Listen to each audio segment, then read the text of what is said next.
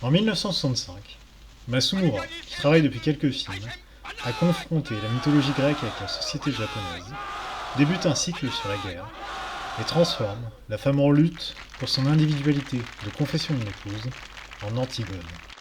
Alors que les Européens, Hanoi et Brecht, réécrivent platement la tragédie en faisant de Créon un nazi, la femme de Seisaku s'inspire plus finement de Sophocle et supprime la personnification de l'autorité. Sensible à combattre, car diluée dans la masse citoyenne, la force implacablement rebelle gagne en beauté autodestructrice et tragique lorsqu'elle ne peut que se blesser elle-même et l'objet de son amour, dans son impuissance à atteindre autre chose.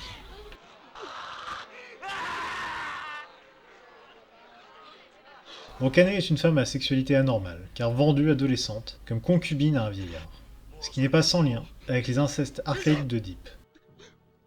Indépendante, visible et affirmée, les villageois la considèrent dangereuse et l'ostracisent une fois veuve. Ainsi jugée, elle traite cette mise à l'écart par le dédain et se réfugie dans la pénombre de la maison familiale, qu'elle étend à un amour passionnel qui prime sur la loi de la cité.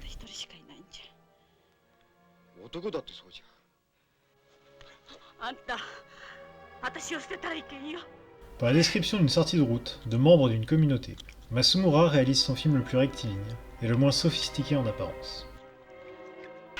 Les lieux se réduisent à 3 masures et un champ, et la temporalité ne prend pas de détour.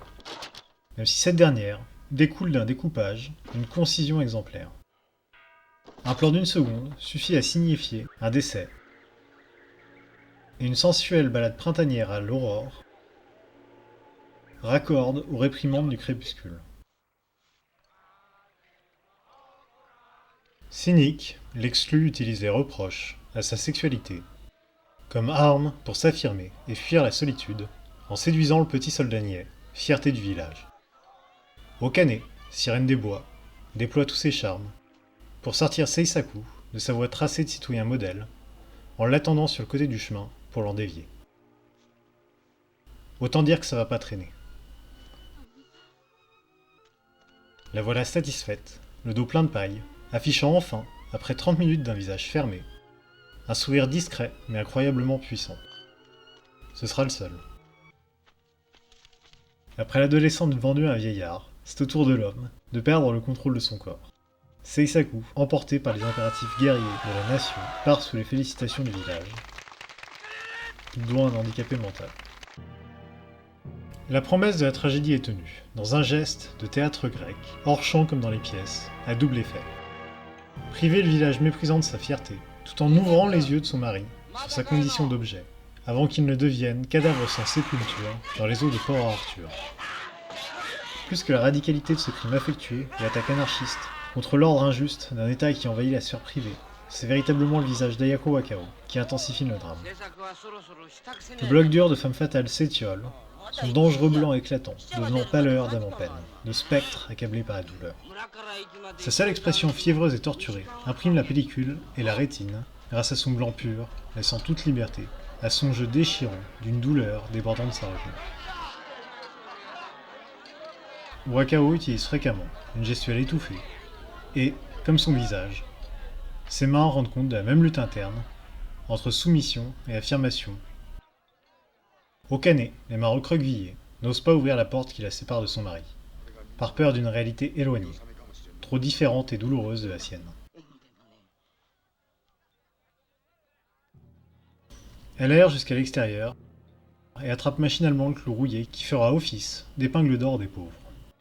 Ses deux mains en conflit, l'une passive s'efface dans l'ombre et subit la pointe, l'autre ferme et active à la lumière.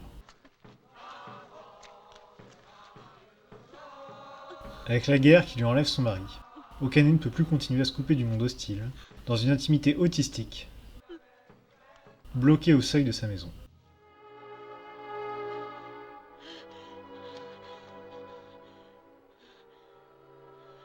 Elle doit passer la porte.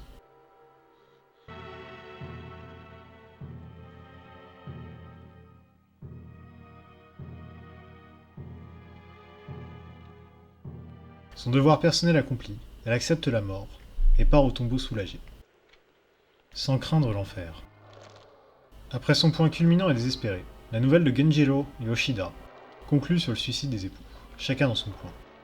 Alors que dans cette adaptation, Shindo et Masumura reprennent la métaphore sexuelle de Créon, il est bien d'autres champs ailleurs à labourer. Okane et Seisaku restent sur leur champ, qu'elle travaille à la houe sous le soleil, son mari l'observant. Qu'importe le regard des autres, ce sont des aveugles, semble vouloir dire cette nouvelle fin, sous l'influence de l'apaisé Oedipe Apollone.